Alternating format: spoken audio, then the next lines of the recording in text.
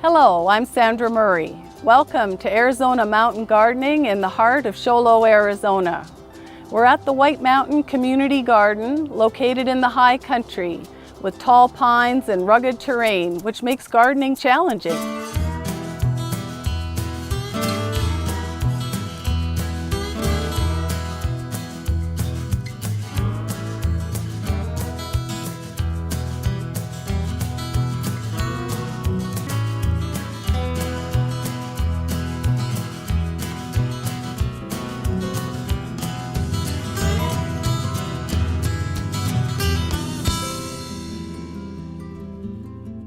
Okay, so today is our next big step in our tomato growing. 8 weeks ago, we planted all these tomatoes and put them in walls of water to keep them warm. Now look how big they are. So we're taking the walls of water off today and putting this fencing up so that we can attach the tomato plants, and as they grow up, we just keep tying them in and they're not laying on the ground. It supports the weight of the tomatoes. We also at this time take off the bottom 6 inches of all the growth on the bottom of our tomato plants. This keeps the pest infestation down. If the stuff is on the ground, the pests can thrive in all of this, and then they crawl up and wreck your plants.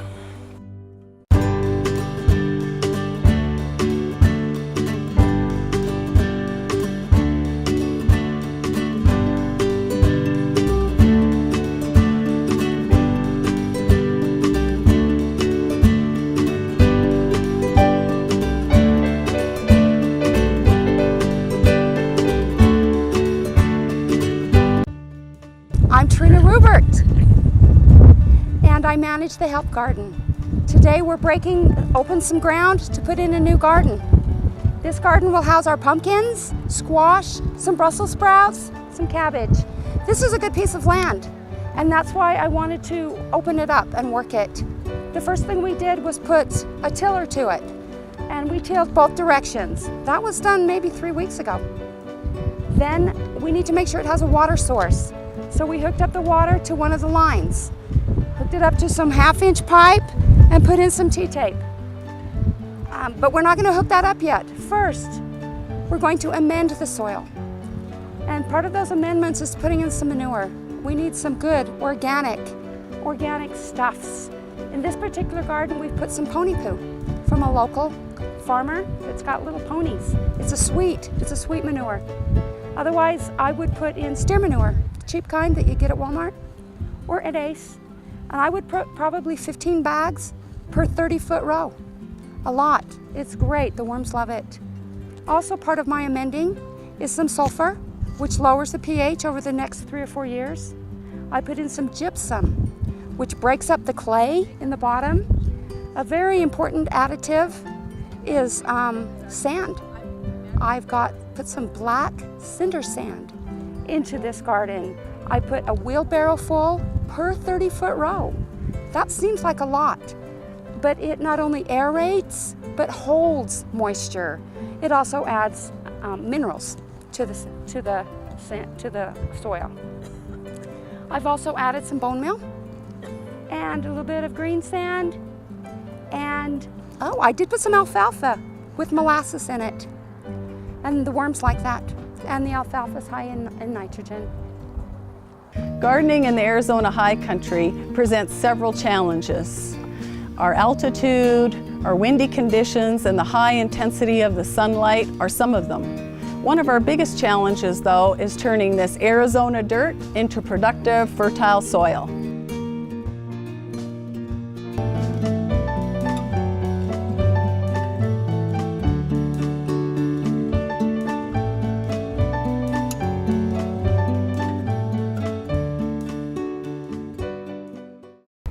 Hello, I'm Marshall Logvin, and I'm a biology professor at a college, and today we're going to talk to you about the chemistry of soils. My name's Don Jackson. I'm a local contractor for landscape, and I'm just glad to be here in the gardens today.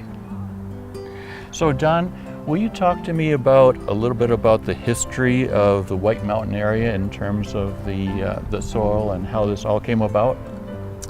Well, millions of years ago, we were underwater, and as the water dissipated and left, it left us with sediment on the floor that formed different components of stone, left us with layers of lime, which affect our pH levels in our area. Some of the different stones that we see in our area are a lot of sandstones, some quartz, and also some granites in this area. So with that water, we had a lot of limestone, and as you said, that added alkalinity, and we also had a lot of sandstone. And so this here material, this is called feldspar. And feldspar, it makes up 60% of all the minerals on the crust of the earth.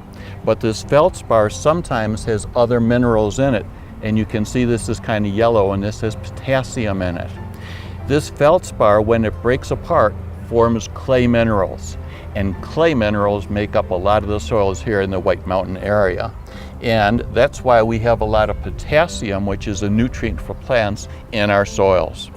So this is very, very fine clay minerals in the soil. But the granite breaks up into smaller pieces of little gravel. And you can see in the sedimentation, here is the feldstone that's broken down into very small particles, which forms the clay in our soil. And in this one over here, you've got some larger materials in here, which form the gravel of the soil. And so now we're beginning to talk about really the kind of soil that's needed for plants to grow healthy in the White Mountain area. The United States Department of Agriculture has actually classified this area in the White Mountains as Bagley clay. And that's important for us because what it tells us is that water penetrates only about 1 to 3 inches because there's so much clay and in a hard pan. And also it tells us that there's a very alkaline soil. So what we do here at the White Mountain Community Garden is we have a very simple, easy to use soil test kit. And we took a sample of soil and a little reagent, and we wanted to find out what is the pH. Now for plants, healthy plants, the range of pH is 6.5 to 7.5. But notice how dark green this is.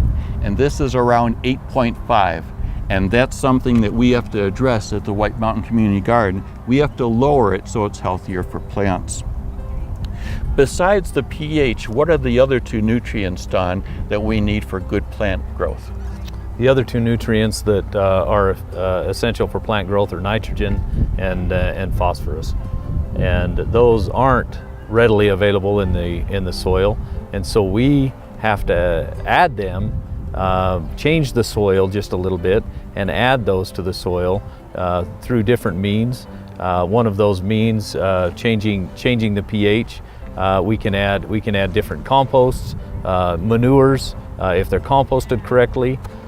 Peat moss is a great amendment for soil, but adding organics to the soil help create an environment for the nutrient flow within the soil for plant uptake. Those are great points, Don. And so we're talking about lowering the pH for a healthy level for plants, adding nutrients, nitrogen and phosphorus, and the organic material keeps it very loose so those roots can grow deeper and so they can absorb the nutrients. So in a garden like this here, we get our plants that we want, but we also get some plants that we don't necessarily want in grasses. And plant material can be composted. And when it's composted, that means that it's going to be using bacteria and fungi to decompose that material. And then after a year, that compost material can be added to the soil. That's a great thing to do every year, and it adds a little bit of nitrogen. In organic farming, nitrogen sources really are from things like fish emulsion is a good one, and blood meal is another good one that you can add. Non-organic, then you can find some commercial fertilizers that you can use to add nitrogen and phosphorus. But for really good, healthy gardens, you're going to want to add composting material to loosen that soil. Peat moss not only loosens the soil, increases water absorption, and it lowers that pH. And we have to do that every year, and that's what makes good, healthy soil to grow healthy plants.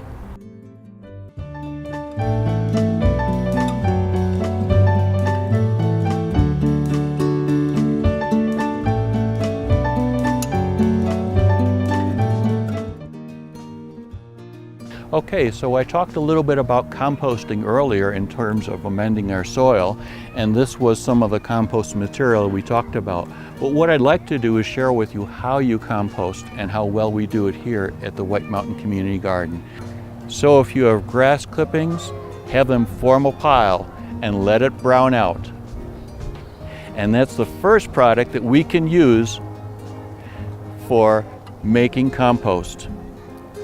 Then as I move down here, as your plants are no longer producing, you don't need them anymore, like tomato plants, tomato leaves, pull those off and form a pile and let that brown out as well. And that's another component for making good compost. You can use food scraps from your kitchen as long as they're plant material. Try to stay away from any greasy foods or animal material or meats. About composting earlier, I want to show you how we compost at White Mountain Community Garden. If you have a lawn, we take the grass clippings and we form a pile and we let that brown out. And that's one good component of composting material. But that's not all. Follow me down here. And as you have excess plant material, as you're picking off leaves of tomato plants and other kinds of plants in your garden, pile those also and let them brown out. That's a good second component of your composting material. Now, how do you compost? Let me show you. Once that plant material browns out, we put that in large bins over here and we keep it moist and we add a good nitrogen source. The moisture and the nitrogen enables the bacteria and the fungi to decompose that into small particles. What you saw earlier in this jar, and what you get is a beautiful compost material. This material is rich, it's loose, we add it to the soil and it's going to keep the soil nice and loose and absorb moisture. And that's what we want to do every year, and that's how you use your leftover greens and plant waste. One final point I'd like to make, I said earlier about testing your soil for chemistry, and this environmental concepts kit can be purchased at Amazon. It's only $23. It's very easy to use, and this way you know exactly what kinds of nutrients you might be deficient in and what the pH of your soil is, so you can mend it and grow healthy plants.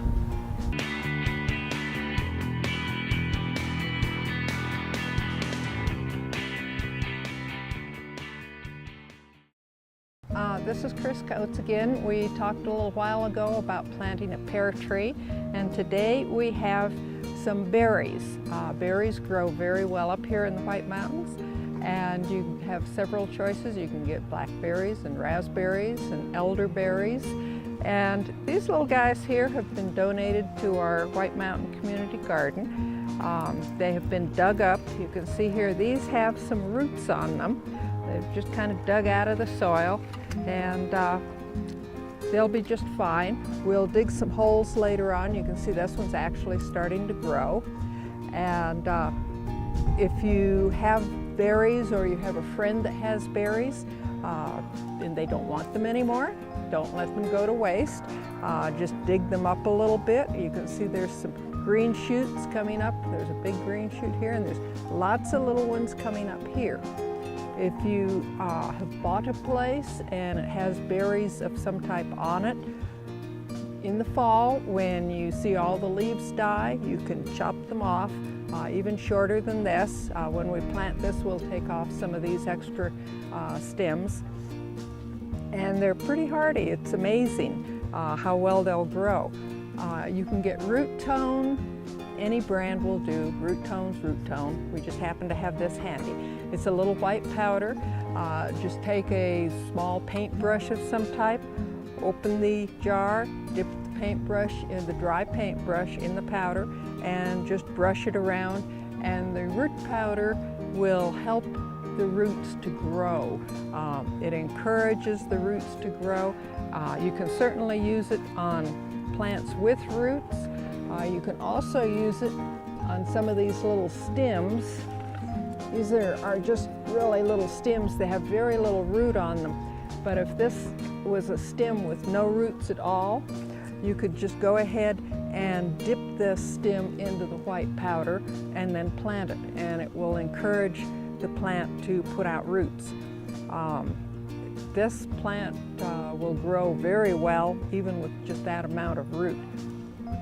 If you have a friend that has berries that maybe they want to keep but you'd like to get some, you can definitely take a young stem like this and cut it off, leave a bit below the first bud, stick it in a little root tone, and put it in some very well draining soil, maybe kind of coarse sand, maybe a little cactus soil with some extra pumice added to it, and put it in a bright but shady place, and it will root over a little bit of time.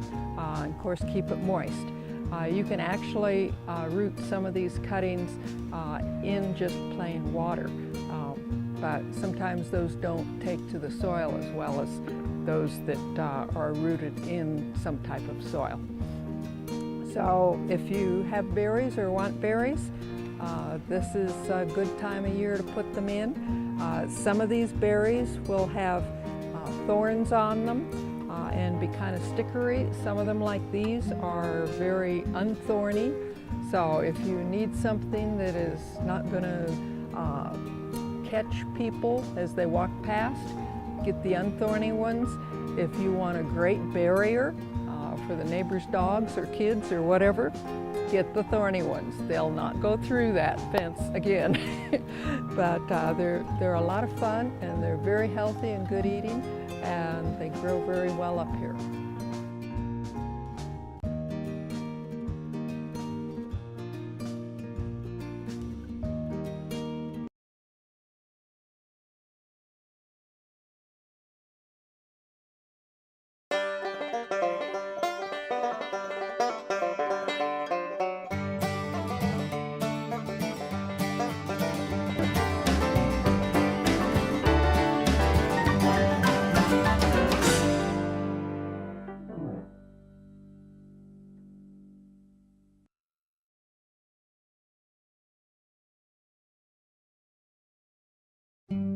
Part of irrigating this garden, we use what we call tea tape. It looks like this. I'm afraid it can't be bought locally. I buy it from dripworks.com on the internet, and we buy huge rolls of it. It comes in different thicknesses. This is a nice thick one. And we have some that's thinner that's just really bendy, and this I believe will last 3 to 5 years. The bendy kind, which is millimeters thinner, 1 year, maybe 2. So this really is the best. It hooks on to 1/2 inch pipe that has been perforated with a 1/4 inch plug. Just like any other irrigation, it attaches with an interesting system. I roll this down, attach it on, twist it on, and then this twists over that tape. Then I have to give it a good twist. And it stays on there, even with the water pressure, it stays on there. This particular outfit is to put 2 hoses together if we get a leak. But this same process hooks to the ground. Hooks these on, they go to the end, and then we have little end things that hold the end. And it's basic, it's easy, and another interesting thing about this tea tape, because it's gravity driven, it goes uphill.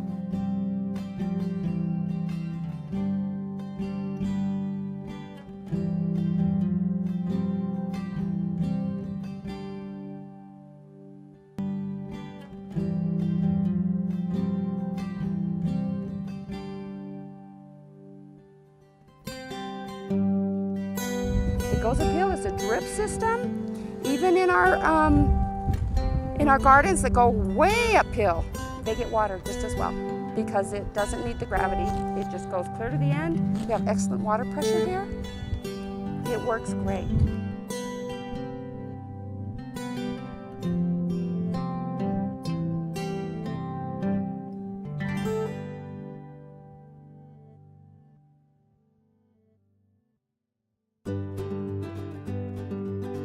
Okay, the purpose of the worms, the main purpose is to really tunnel the earth underneath. They're kind of underground tillers to open up space for the plant roots so they can get CO2 into the ground, the air into the ground that they can use for their roots, and also water.